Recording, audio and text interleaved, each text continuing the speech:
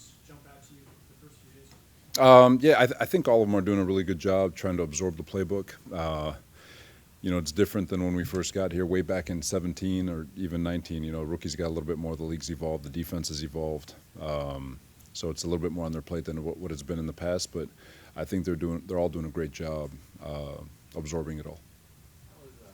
How is Fred Warner developed over the last few years since you last saw him? What does he mean for what you have ahead of you this season? No, he's still young. What is he, 28? So he's still young. He's already a Hall of Famer in my mind. He's one of the best, if not the best, linebacker in our current generation. So every day he brings it. Like it's not.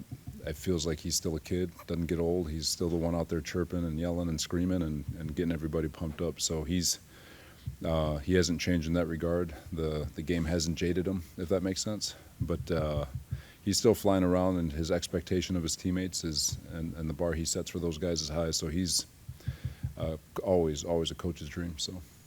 Last year, heading into week one, you're preparing your defense to face off against Christian McCaffrey and the 49ers offense. You obviously didn't play in that game, but 1 year later, it's the same guy you were watching on tape at that point.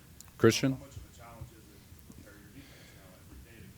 Yeah, he's you try not to, at least in this stage where we're just scripting, you try not to game plan guys. When we start doing move the ball stuff and actually having the work, we'll start calling calls to take him, try to do our best to take him away. But he's such an asset to the offense and the things that they can do with him because he's already one of the best running backs in football, and he's a damn good receiver too. So he is a problem and always somebody that you've got to pay attention to. John most recently said that the team is racing to take its lumps while the young guys sort of get their feet underneath them early in the season. Is that your expectations throughout it as well? Yeah, with youth, the challenge with youth is that, see if I can explain this the best way I can. A veteran never makes mistakes, but sometimes they might be a step slow. They're not running that 40 time that they ran back in the combine, right? Where a rookie is going to make a lot of mistakes, but he's flat, fast, and explosive. So the trick is how quickly can you get that football player to play like a veteran while he's still connected to his 40 time that he ran back at the combine, right? Like, so that youthful energy, that youthful explosiveness. So, yeah, with youth comes lumps because they're learning. I look at all of you as first-time journalists. You guys weren't all great coming out there was a lot of learning that went through, and you guys got better as time went on, and here you guys are. And it's the same thing for a rookie in professional football, especially with what offenses are doing now and how complex they've gotten. They don't just stand there and make it easy for us. They're motioning, they're moving, they're jetting, they're doing all kinds of stuff pre-snap. And so there's going to be some moments where it's like, oh, God. But you prick your finger, you fight through it, you get them to a point where they see it over and over and over again. And your hope is that youthful explosiveness comes out as they continue to gain experience. Do you have to simplify things at all for defense when you're trying to play? No, for sure, we do. Our system's already pretty simple as compared to most defenses in this league. But the whole ticket is to put them on repeat. And, fear not the man who has 10,000 kicks that he practices one time each. Fear the man who has one kick that he practices 10,000 times. That's what we're trying to get these guys to understand what techniques they have and then try to rep it as many times as possible. When a training camp is conducted and planned here, has it changed at all since you were here last, or is it pretty much the same thing in terms of the way it's planned and conducted on a daily basis? There's definitely been some changes. It's not. I think Kyle's done a great job evolving with sports science and trying to take care of these guys while also pushing the envelope to get them ready for the first week of the season. And I think with the exception of last year, they've done a really good job staying healthy and getting themselves through the football season as one of the healthier teams in ball. But, I think they've done a really nice job evolving with times. When it comes to your obviously training camp, I asked Kyle Shanahan about the fact that you guys are young, like you just mentioned. He said it could be 6 or 8 guys starting on the defensive side of the ball that are rookies. Just your expectation, your realistic expectation of how this defense can grow compared to how you think you guys may start versus both guys. No, for sure. It's, first off, to piggyback off Kyle, the best 11 are going to play, and it is realistic that 8 of those 11 or 6 of those 11 could be rookies, or even 8 of them, but or 8 new starters, and it's both awesome if they earn it, and it's exciting, just all the way around. Anytime you have that much turnover and that much change, there's going to be a process of gelling and getting to know one another, and again, just understanding the system and how you play together at a high level. And but whether they're veterans or young, the expectation is that you get better throughout the course of the year, regardless. Whether you're a 10-year vet or a young rookie taking his first snap, you go to bed better than when you woke up every day of life, and so the expectation, regardless of how old we are, is to get better. It's wide open. It's JP Pinnock's coming in, Richie Grant, Siegel being a rookie, obviously Jair, Mustafa, and then there's some young guys back there that are fresh with Mahoney and Canteen and Neal.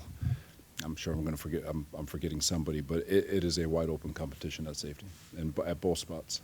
Robert, there's been, obviously, we'll document with these questions, a lot of changes with this defense, but there's like some expectation maybe from the fan base. They're always going to be fine because Saleh's back, and he's going to. I mean, you're just the head coach in New York, so maybe pressure doesn't affect you at all. But I mean, is there pressure that comes with that, or do you take it as a point of pride? But is that for me from you? No, for sure. Appreciated, but the coaching profession is constant pressure. If you're asking me about stress and worrying about things I have no control over, I don't. I'm going to, just like every other coach in professional football, we walk through the doors, we're going to give our full attention to the player to do everything we can to put him in the best positions possible. And we trust that that position is going to be pretty damn good. But no, I always feel pressure to, and just like every coach, every player, we feel pressure to produce and to be the best in football and to be at the top of our game. And you hope things fall your way, but as far as trying to make stuff up to make things happen, that's kind of when you get in trouble.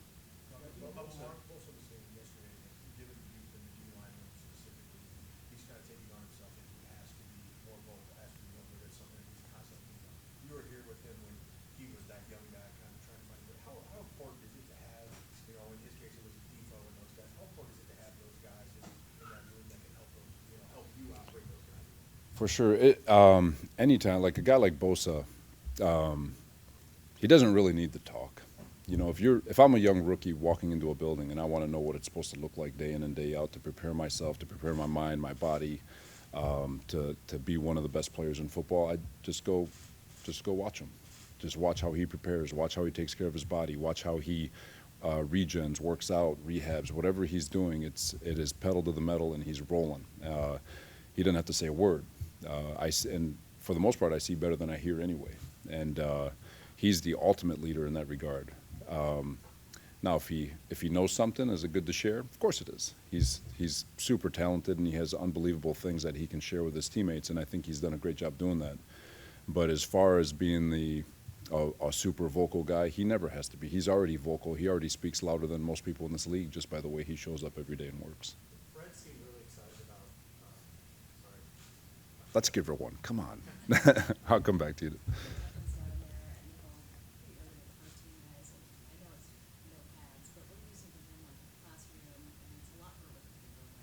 I know, and he's done a great job with it. He's a cool little player, and I'm excited for him to get pads on. I'm trying to, again, with all these rookies and all these new guys, I'm trying to reserve true judgment until we get pads on. It's easy to go in there when you know you're not going to get blown up. But it's been pretty impressive with what he's been able to handle through through OTAs and first couple days here.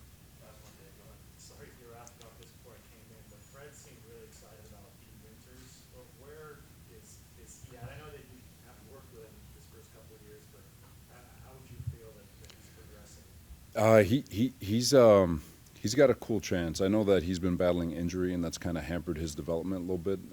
He's also had to sit behind Dre, and then Devondre came in, and he had to sit behind him because he was nursing an injury. And so, again, just like any young guy, the only way they're going to get better is with reps. And so young guys like D, their growth can get stunted when they're sitting on the bench just watching. There's nothing like doing, and so he had an opportunity the last half of last year to get some reps in, and it just feels like every day he's learning something again just through repetition. So, you know, knock on wood, hopefully he can continue to stay healthy and absorb every single one of these reps and learn all the nuance that's required to play linebacker. And I think if he does, he's going to be a fun player to watch.